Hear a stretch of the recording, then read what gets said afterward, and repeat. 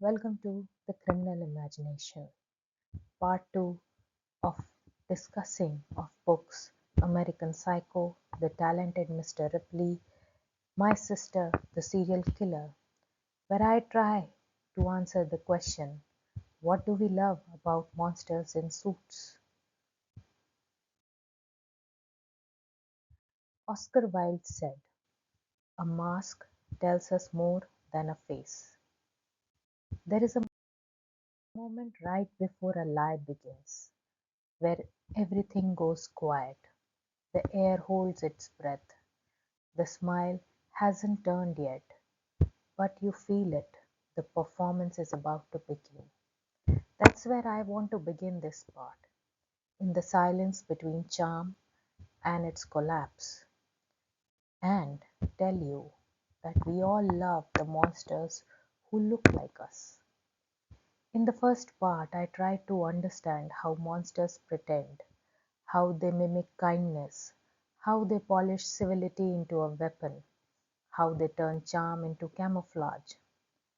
Now I want to answer a harder question. Why do we keep inviting them in? Because I think deep down we like the performance. We like the illusion of control that charm gives us.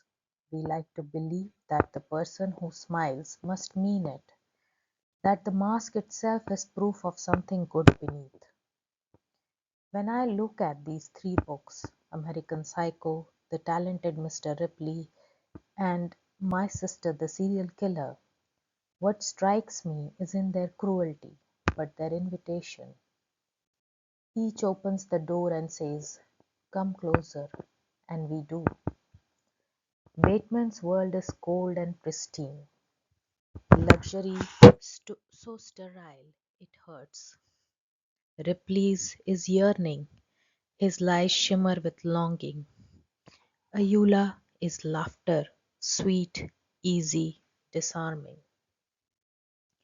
And somewhere between them lies our fascination with the flawless lie, the lie that feels like truth because it flatters us to believe it. In the beginning of this video, I quoted Oscar Wilde and said, a mask tells us more than a face.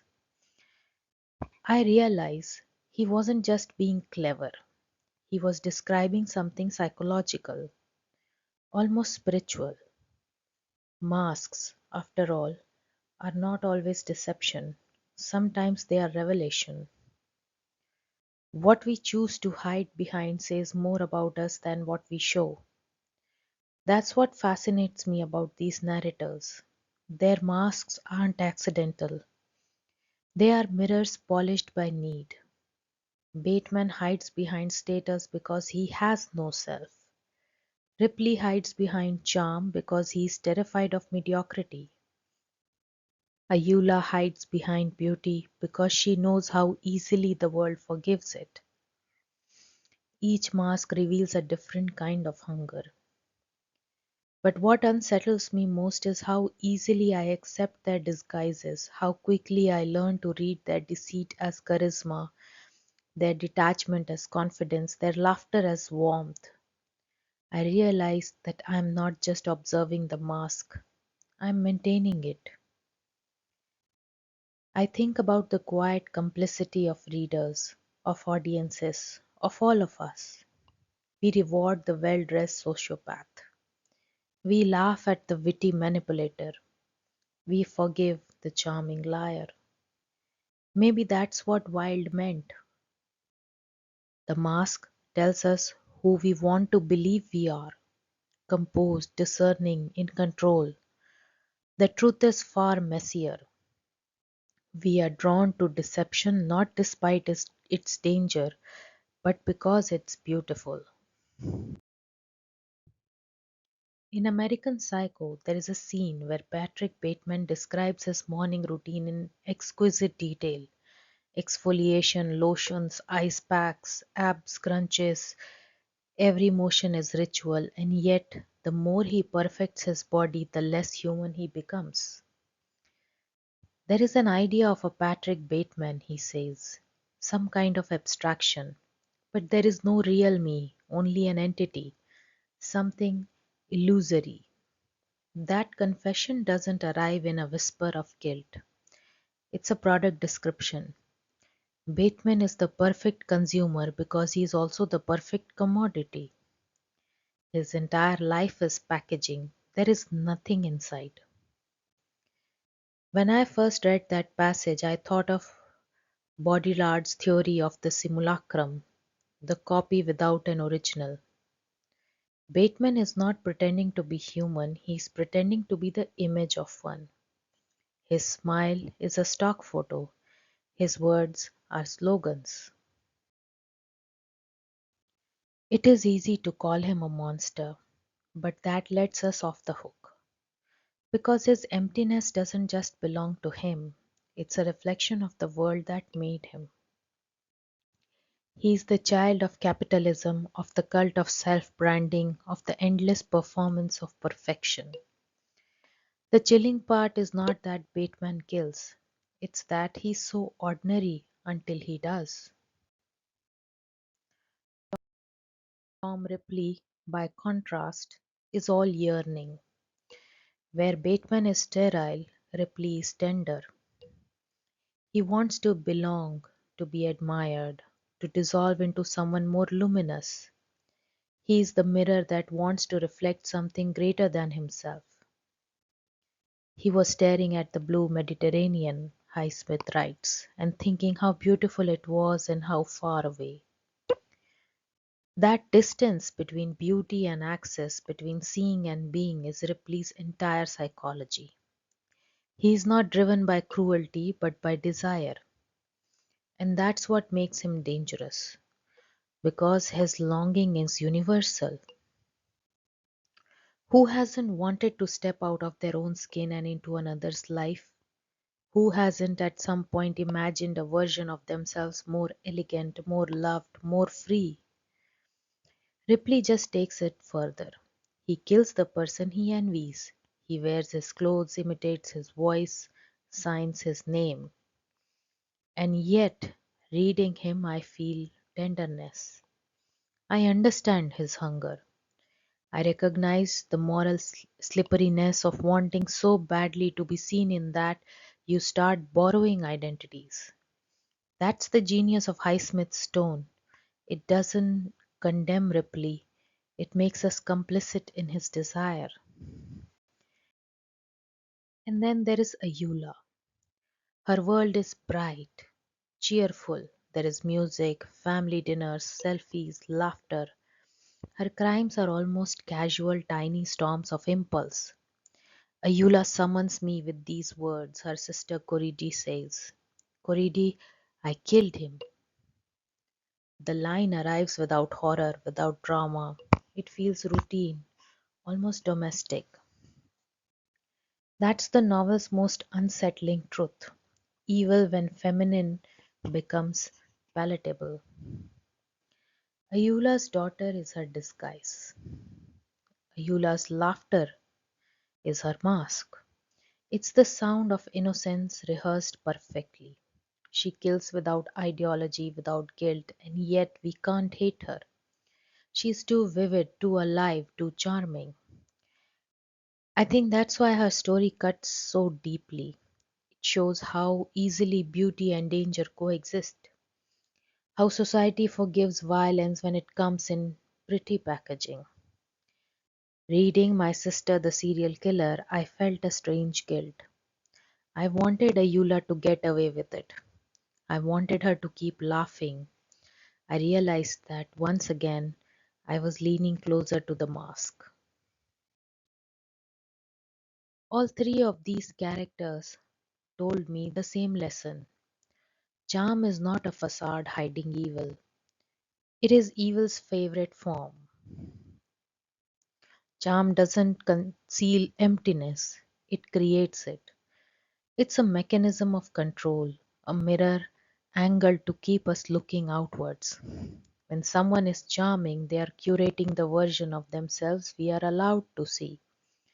And when we fall for that performance, we become a part of it. That's what I mean when I say we keep inviting them in. We like the idea of being chosen by someone magnetic. We like believing that their gaze singles us out, that we are the exception. But the gaze of the charming predator isn't personal, it's predatory. It reflects exactly what we want to see and nothing more. Bateman's charm is cold precision. Ripley's is empathy without conscience. Ayoola is warmth without remorse. Each of these is a mirror held up to our own longing for control, for approval, for beauty. What they offer us is not love, but flattery, and we mistake flattery for safety. That's why the facade matters less than what lies beneath. Because beneath charm, beneath mimicry, beneath all the polished surfaces we admire, there is only hunger. Now I invite you, and also myself, to look closer, to hold our gaze a second longer than it is comfortable, to ask not just who wears the mask, but why we want them to. Because maybe the monsters we meet in these books aren't here to horrify us. They are here to remind us of the parts of ourselves that long for perfection, for applause, for the easy moral gloss that comes with a smile. Maybe what we call evil is sometimes just empathy without boundaries, charm without conscience, desire without depth. And it's possible what scares us isn't that monsters pretend, but that they pretend so beautifully we forget to notice. There is a moment in The Talented Mr. Ripley when Tom stares at the sea and feels both wonder and despair. The world is shining but unreachable. I think that's where all these stories live, in that space between wanting and having, between mask and face. I wanted to understand why we keep inviting them in, but maybe the answer is simple because they promise us reflection. When we look at them, we don't see evil but elegance. We don't see absence but poise. Not horror but ourselves, just tidier, smoother, edited. And that's the hardest truth to accept. The monster's mask fits because it was tailored to our vanity. Stephen King wrote, monsters exist because they remind us that evil wears a human face. But perhaps the faces I've been looking at are even more ordinary. Faces that smile, thank, laugh, love. Next time someone seems perfect, too polished, too luminous, I'll remember this. The mask may not be hiding the monster, the mask may be the monster. And this is where I'm taking you next. What comes after the mask is what it hides, and it is the hunger to be loved by something that cannot love back. I have to return to some videotapes. Patrick Bateman says in American Psycho, he could not see why a man should not kill another man if he wanted to, says Patricia Highsmith in The Talented Mr. Ripley. There is a particular quiet that follows control, a stillness that feels holy. It's not peace, it's a victory disguised as calm. When I first read American Psycho and The Talented Mr. Ripley, I recognized that quiet. It terrified me because it was familiar. It's the hush after you have arranged something perfectly, after every variable bends to your will. The hush that feels like mastery but tastes faintly of madness. This is the allure of control. Both Patrick Bateman and Tom Ripley are obsessed with order, not moral order, but aesthetic order. They don't want harmony, they want dominion. They don't want love, they want possession. And I wonder, why does that intoxicate us? The readers too. Why do we feel a thrill in their precision, in their power, in their unflinching cruelty? Maybe because we recognize the pleasure hidden inside their violence, the pleasure of finally having control in a world that denies it.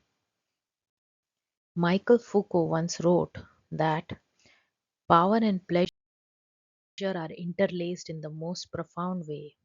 Each requires the other.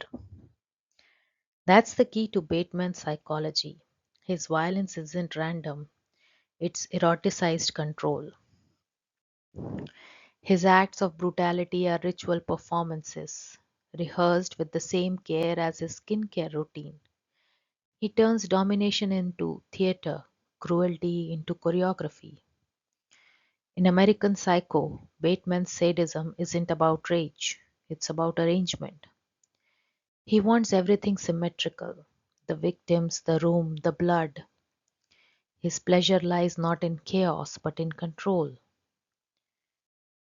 There is an idea of Patrick Bateman, some kind of abstraction, but there is no real me, he says.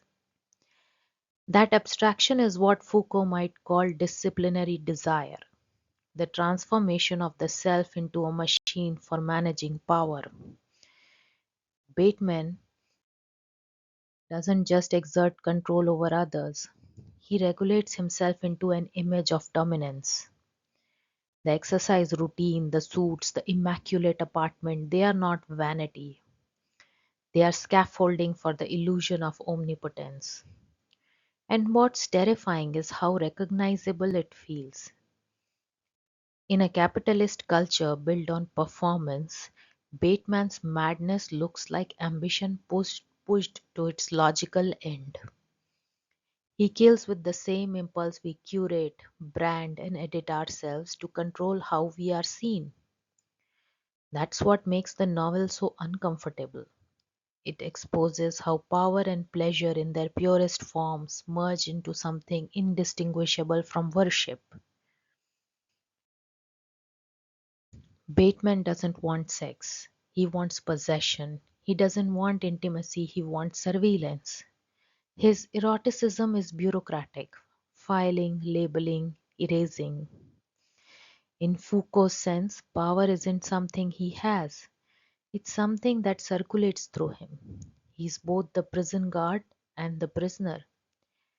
And yet, as I read him, I felt a flicker of recognition, the same thrill arranging one's world just right, of controlling the narrative, of silencing uncertainty. That's what makes Bateman a mirror, not a monster. He's what happens when discipline replaces desire, when pleasure becomes a function of control. Freud, in Civilization and its Discontents, argued that repression is the price we pay for living among others. Civilization demands restraint. It's what keeps us from acting on every violent, lustful, selfish impulse that passes through the mind. But that repression has a cost. It breeds a longing for release. We crave transgression not despite civilization, but because of it. That's what we experience when we read or watch Bateman. His acts, grotesque as they are, deliver the catharsis Freud predicted. We get to feel the thrill of forbidden freedom without paying its moral price. When Bateman wields a knife, we feel the flicker of omnipotence without the blood. Ellis understood this deeply. That's why his prose swings between banality and horror without warning. He keeps us numb, then jolts us. He lets us laugh at a dinner reservation, then traps us in a murder scene. We become complicit. We feel disgust and fascination at once. And that's the point. Because violence in American Psycho is not merely a spectacle, it's the fantasy of total agency. In a world ruled by systems, Bateman imagines himself above them. He kills not just people but uncertainty. He is what Freud warned of, the return of the repressed, the civilized man who mistakes brutality for authenticity. And the reader, safe, analytical, watching, becomes a part of this experiment. We experience catharsis not by purging desire, but by indulging it vicariously. The novel then becomes a laboratory for moral disengagement. Here is what fascinates me. Long before conscience reacts, the brain responds to charisma. Neuroscience calls it the mirror neuron system, the network that fires both when we perform an action and when we see someone else perform it. It's the architecture of empathy, but also imitation. When Bateman speaks confidently, our neurons mimic his cadence. When Ripley smiles nervously, we feel the flicker of his tension. Even as we condemn them, our brains are rehearsing their gestures. That's why charm is so potent. It hijacks empathy before morality catches up. We feel before we think. And that's why Albert Bandura's theory of moral disengagement becomes chillingly relevant. Bandura described how individuals neutralize guilt to commit harmful acts through mechanisms like euphemistic labeling. Things like, I am just teaching them a lesson, diffusion of responsibility, everyone does it, and advantageous comparison. At least I am not as bad as. Bateman and Ripley both use these tactics, and so do their authors. Ellis disguises brutality in irony. Highsmith cloaks it in elegance. Braithwaite later in humor. They all invite our moral disengagement through tone. As readers, we say it's fiction. That's our euphemistic label. We say everyone finds villains interesting. That's diffusion of responsibility. We say, at least I don't admire them in real life. That's advantageous comparison. The same psychological machinery that allows a psychopath to rationalize violence allows a reader to rationalize fascination. And perhaps that's why these stories disturb me so deeply. Not because of their cruelty, but because they expose how easily we join the dance. Then comes Tom Ripley.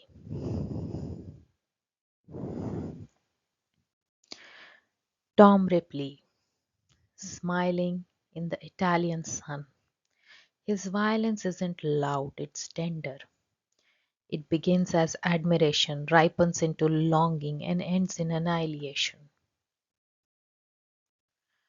Tom laughed. Everything was going his way. It was like being in love. Ripley's yearning for Dickie Greenleaf is the most elegant depiction of envy I have ever read. It's not greed, it's devotion gone wrong. He doesn't want to destroy Dickie, he wants to be him. And this is where Otto Kernberg's object relations theory become illuminating. In Kernberg's model, love is a process of internalization. We take the beloved into ourselves as an image, a structure. But for Ripley, that process collapses. He cannot love without consuming. The other becomes object, then identity. He internalizes Dickie so completely that the boundary between them dissolves. He kills him not in hatred but in panic, an act of preservation. Dickie's continued existence threatens Ripley's illusion of unity. After the murder, he assumes Dickie's name, wardrobe, gestures. He performs him to perfection. This isn't just appropriation, it's a reverse creation myth. The lover doesn't become complete by union with the beloved, he becomes hollow by imitation. Ripley's self construction is parasitic. He builds identity through destruction. Every new self he assumes is a grave marker for the one before. That's why I think of the talented Mr. Ripley as an inverted Bildungsroman, not a story of growth, but of elegant disintegration. Most coming of age stories end with a young man discovering who he is. Ripley's ends with a young man discovering that there is nothing left to discover. And yet, Highsmith's prose is so smooth that I forget to recoil. That's her genius. She turns moral horror into aesthetic pleasure. Booth calls this the danger of the unreliable narrator whose elegance seduces even as it distorts. Highsmith never condemns Ripley. She writes him with such calm clarity that we begin to admire his poise. We fear him, yes, but with awe. That's the paradox Booth identifies in the rhetoric of fiction. The author's tone is moral architecture. It tells us how to feel, and when that tone is cool, the reader's moral temperature drops accordingly. We admire what we should fear. We lean closer when we should recoil. Ripley is, in a sense, the gentleman's Bateman. No gore, no shouting, no spectacle. Just smooth surfaces and quiet malice. If Bateman is capitalism's psychopath, Ripley is class's psychopath. He kills not for money, but for belonging. And yet, reading him, I caught myself smiling because I understand him, because I have wanted to be someone else too. That's the most dangerous empathy of all, identification with the manipulator. Power, desire, love, all these threads converge into one temptation, the illusion of control. Whether it's Bateman orchestrating his violence or Ripley rehearsing his new persona, both are addicts of mastery. They seek a world that bends. And maybe we do too. Maybe that's why we find them beautiful. Because control, even in its monstrous form, promises relief from chaos. Foucault said power produces pleasure because it transforms uncertainty into structure. Freud said transgression releases the tension that civilization builds. Bandura said we'll justify anything that lets us keep our illusion intact. All of them are right. Bateman and Ripley are not opposites.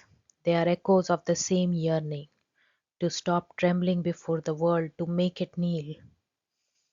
When Ripley puts on Dickie's rings, when Bateman aligns his tie before a murder, they are both saying the same thing: I will not be powerless. But what they never realize is that control, pushed to its limit, becomes emptiness. Because once everything bends to you, nothing touches you anymore. When I finished these books, I felt a strange shame. I had been entertained. Worse, I had been seduced. Foucault would call that the pleasure of submission to power. Freud would call it sublimation. Booth would call it complicity. I just call it reading. Because literature, at its most dangerous, doesn't show us villains. It teaches us how we become them. When I admire Bateman's precision, I echo his desire for mastery. When I pity Ripley, I forgive envy. When I laugh at their absurdity, I participate in moral disengagement. And maybe that's the ultimate control the author holds. They make us feel without permission. They turn our empathy into their alibi. Monsters exist because they reflect us, someone once wrote. But I think they do more than reflect, they magnify. They show us what our own hunger for control looks like when stripped of shame, tidy, articulate, even charming. And as I close the book, I realize the question isn't why they do what they do. It's why I wanted to keep watching, why I wanted to keep reading. Because power, even borrowed through fiction, feels like touching the divine. Because deep down I know that the hand that grips the world is already trembling. Ayoola summons me with these words, Koriti, I killed him. That's what Braithwaite wrote in My Sister, the Serial Killer. There is a silence in that line that never leaves me. Not the silence of shock or guilt, but of ritual. I felt it, the weariness, the inevitability. Koriti, I killed him. Again, the words arrive like weather. That silence for me is the heart of My Sister, the Serial Killer.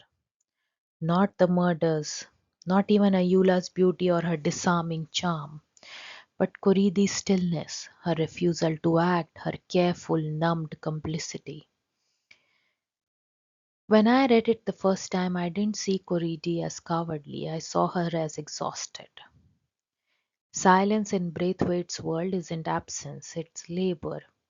It's the ongoing work of cleaning, hiding, maintaining the illusion that everything is fine. What unsettled me most was that her silence became mine. I caught myself reading on, page after page, waiting for Coridi to do the right thing. And in that waiting, I realized I wasn't doing anything either. I was watching quietly, fascinated. That's when, again, I bring Wayne Booth and his idea that fiction is a moral laboratory. He said that when we read, we don't just interpret events, we rehearse our values. Every page asks us to respond, to sympathize, to judge. But sympathy, Booth reminds us, isn't an accident, it's rhetoric. It's crafted, designed, guided. Which means Braithwaite didn't just tell us a story about complicity, she made us practice it.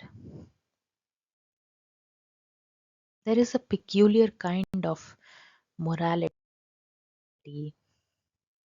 that comes with watching someone else's wrongdoing and saying nothing. It's the morality of witnesses, those who see, understand, and stay still.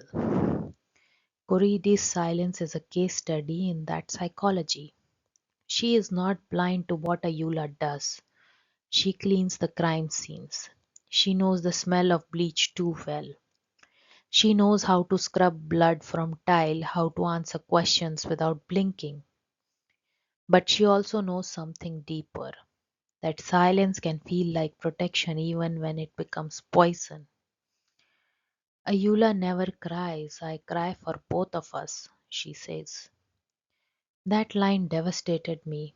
It transforms guilt into caregiving. Corides' emotional labor justifies her inaction. She convinces herself that being the responsible one, the cleaner, the sister who covers up, it is an act of love. But love in this novel is never clean. It's sticky, reflexive, moral quicksand.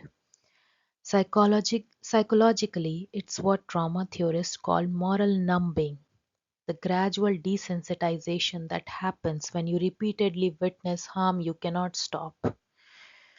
Each time Coridi helps Ayoola dispose of a body, she feels a little less. Not because she lacks empathy, but because empathy without power burns too much. Her silence then becomes self-defense, and we, the readers, participate in it. Booth argued that novels are not ethical because they deliver lessons, but because they create relationships between writer and reader, between reader and character, between sympathy and judgment. He called it the rhetoric of fiction, the way a narrative voice shapes our moral stance. In My Sister the Serial Killer, the rhetoric is deceptively gentle. The tone is clipped, witty, even playful. The murders feel absurdly ordinary. This is not moral neutrality, it's design. Braithwaite lulls us into Coridy's composure. We stop reacting to the horror. We adopt her rhythm. We mirror her restraint. This is what Booth would call the power of the implied author, the invisible intelligence behind the text that shapes our emotional compass.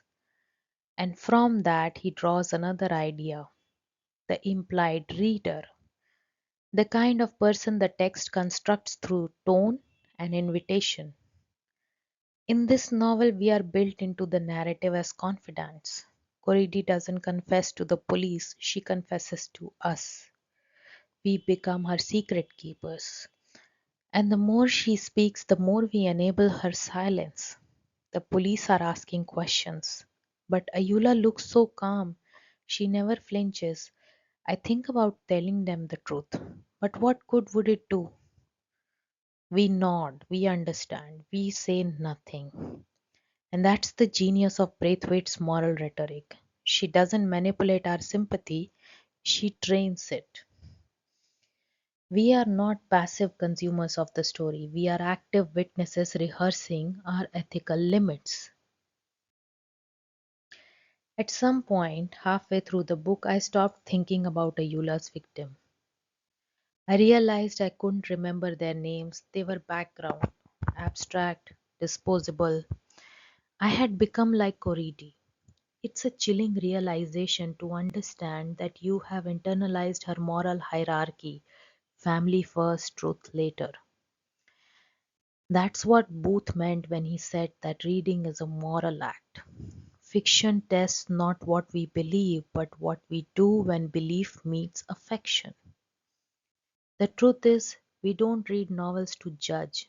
We read them to feel, and feeling in a story like this becomes complicity.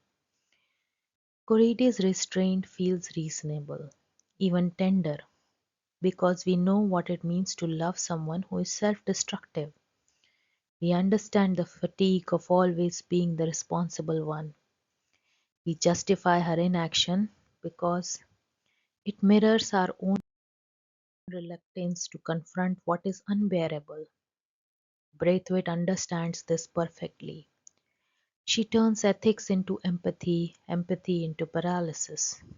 Ayoola is my sister. If I don't protect her, who will? It's a simple sentence. It sounds righteous. But beneath it lies the novel's central moral trap. Perfection, protection becomes permission. And through Booth's lens, we see how expertly we are pulled into that trap. We are implied readers designed to oscillate between judgment and complicity, between wanting Coridi to act and forgiving her when she doesn't. That oscillation is the moral experiment Booth talked about, the laboratory where our values are tested, refined, and quietly rewritten. I remember closing the book and feeling oddly loyal to Coridi, not to Ayoola, to Coridi. I wanted her to be free, to be loved, to be seen. But I also knew she would never betray her sister. That knowledge brought relief, not outrage. And that's why I realized I had failed the test. Because fiction, at its most subtle, doesn't ask us to judge characters. It asks us to notice why we cannot. Booth's ethical criticism is built on that discomfort. He reminds us that the narrative voice isn't just a storyteller, it's a moral instructor whispering in our ear. And when that voice is calm, ironic, charming, we let our guard down. Braithwaite doesn't yell moral truth at us. She makes us live inside moral ambiguity until it feels like home. By the time we realize we have been silent witnesses, it's too late. We have cleaned the floor alongside Coriti.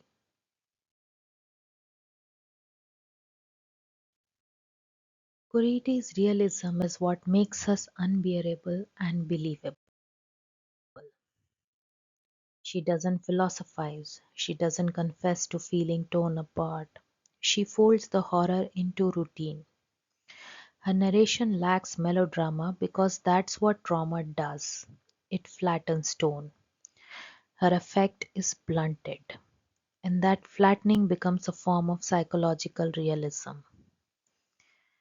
Braithwaite's realism becomes a mirror for our own media saturated numbness. We consume violence daily, on screen, in headlines, in stories, and we call it normal. Booth wrote that the test of a novel's morality lies not in what it preaches, but in what it makes its readers feel responsible for.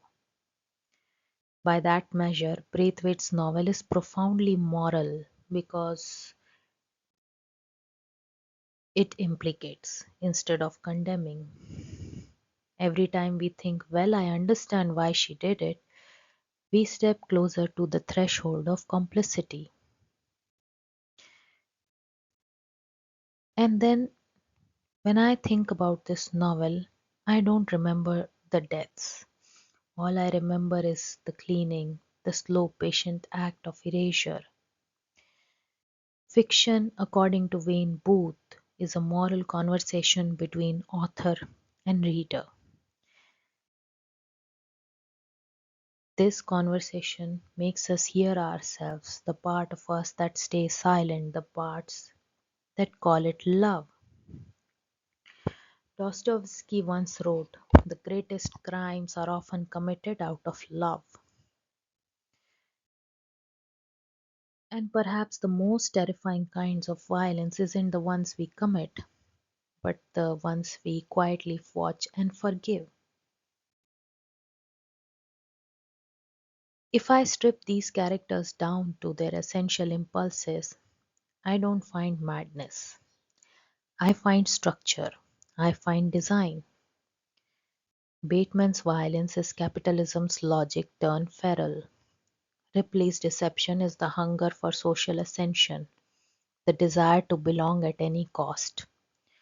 Ayoola's charm is the gendered choreography of survival in a world that rewards beauty and punishes sincerity. Their monstrosity isn't alien, it's systematized. It's the grammar of the world amplified until it screams. Their monstrosity isn't alien, is systematized. It's the grammar of the world amplified until it screams. And that's what makes them haunting, not their crimes but their reasonableness. Each of them performs the rituals their societies admire: efficiency, elegance, charm. The horror isn't that they violate civilization. The horror is that they embody it too well.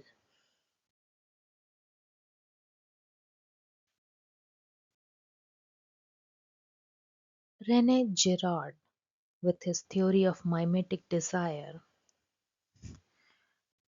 said that we want things not because they are valuable, but because someone else wants them. Desire is contagious. And I think of Ripley, I think of everybody else. Ripley doesn't want wealth for his own sake, he covets the ease with which others possess it. And Girard's contagion doesn't stop with Ripley, it spreads to us, the readers.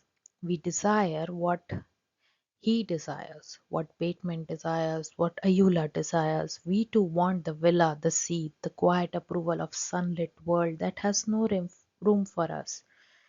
We too want to kill people as an act of freeing ourselves. And that's the danger of elegant prose. It doesn't just describe the infection, it transmits it. And hence, the monster suit, I realize, is civilization itself. The same suit that tells us to smile when angry, to shake hands when afraid, to curate a life that looks perfect no matter how fractured it is. Bateman's suit is Armani, Ripley's borrowed linen, Ayula's a dress the color of forgiveness, but the fabric is the same composure. It's the uniform of people who cannot afford to appear human. When we call them monsters, we are flattering ourselves, pretending that civility and cruelty are opposites, not twins. The suit doesn't conceal the monster, the suit is the monster, the costume we all wear when we want to seem harmless. So now, when I think about these stories, I imagine a mirror cracking, and behind the fragments of these cracked mirror, I am watching. It's not the monsters who frighten me anymore. It's how much they resemble the faces I see every day. Maybe that's why we love monsters in suits, because they promise order amid chaos, because they make cruelty look composed, because they remind us that perfection can be performed, and because somewhere deep down we recognize the tailoring. We love monsters in suits because they promise order amid chaos until we realize the suit was tailored from our own reflection. The mirror stares back, patient and unblinking. The cufflinks gleam, the lipstick glows, the eyes are empty, but they are all mine, they are all yours, they are all ours.